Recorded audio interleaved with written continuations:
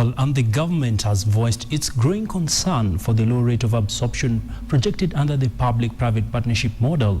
The lack of uptake, the government warns, could delay mega infrastructure projects from taking off.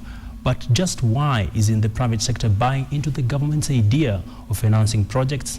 Here's more on that story. When the concept of public-private partnerships was first introduced, it looked like the government had finally solved that puzzle to having mega projects implemented faster. That notion has, however, dissipated fast, with private firms yet to fully take up the opportunity to partner with the government.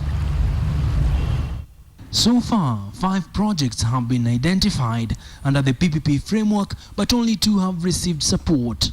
But currently, we already have a funding gap, a deficit for infrastructure amounting to about 102 billion US dollars every year. So if we wait for the government to look for that money, then this process may take some time before we expand these roads. Kenya is currently on the verge of executing several PPP projects that could swing the nation's economy to a more developed middle-income economy.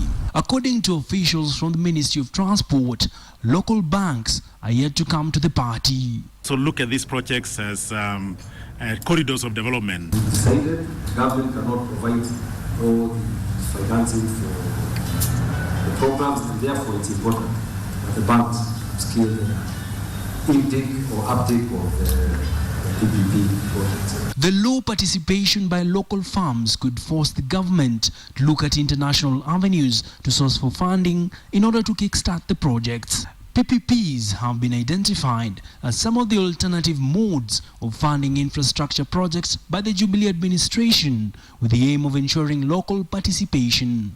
So far, projects categorized under the PPP framework include the Lamu Coal Plant, the second Nyali Bridge, as well as the Lamu Port Southern Sudan Ethiopia Transport Corridor, LAPSET, among others. In line with PPPs, the government met with contractors to chart the way forward in its agenda to bridge the huge infrastructure gaps in the country. Among some of the other PPP projects lined up is the dualling of the Nairobi-Thika Highway, Mombasa-Nairobi Highway, and Nairobi-Nakuru Highway. These projects will see investors recoup the investment through toll charges.